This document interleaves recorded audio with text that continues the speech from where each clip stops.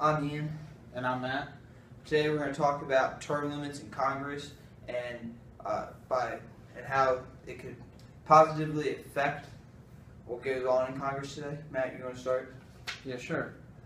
Well, the current Congress today is very ineffective and is pretty much just dismal. And it's really in need of new ideas and something to make it functional again. 15 states there was a referenda, and the voting average was 66% saying there should be term limits on congressmen, and such a substantial public support to just widespread distaste for careerism in politics. You know, just people who are just constantly staying in office and they don't leave. Many lobbyists and big money campaign contributors often direct their efforts towards the people in power, and it makes it very hard for new people who are running for Congress to beat the people who are currently in power in Congress, because they're able to raise much more money because of the party's affiliation. And also, while congressmen are in Congress, they are a lot more likely to vote whatever way their party's going to go, just so that they stay in Congress. You know, looking at the votes and stuff, the support varies so much. You know, there is no discrimination between both men and women supported, black, whites, Republicans, Democrats. All people support having term limits on congressmen, just because it's getting to the point where it's no longer politics, and it's money. It's all about money and greed.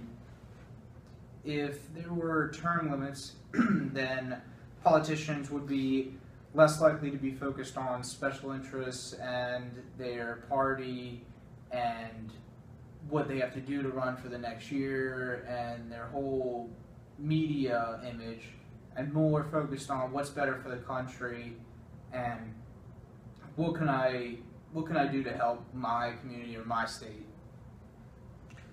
The main opposition for term limits is coming from the people who are already elected officials, so the congressmen that are already serving, because they don't want to give up that power. They don't want to give up their benefits, their pay, and the interest groups who support them, and they don't want to lose having politicians in their pocket, people who will help them make the most money possible for the people they represent.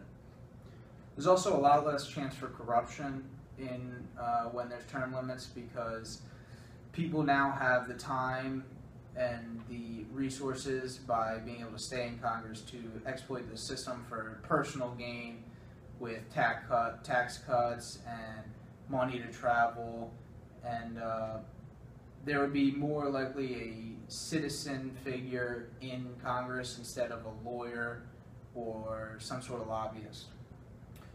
Dan Greenberg, he wrote an article for the Heritage Foundation. He said, term limits are a vital political reform that would bring new perspectives to Congress, mandate frequent legislative turnover, and diminish incentives for wasteful election-related federal spending that currently flourishes in a careerist congressional culture.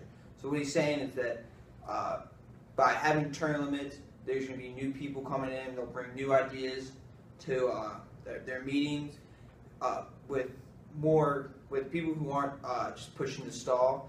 Legislative turnover would be higher, so bills would be passed more quickly. There'd be less delay, and it would get rid of this whole political career culture that the people take back the government.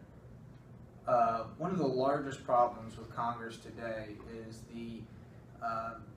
seniority, and how much power seniority figures have over younger members of Congress.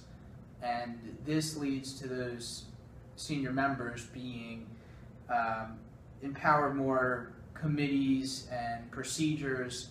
And this also leads the senior congressmen of certain states to have more power over states because of their seniority and how much power they have. The president has term limits.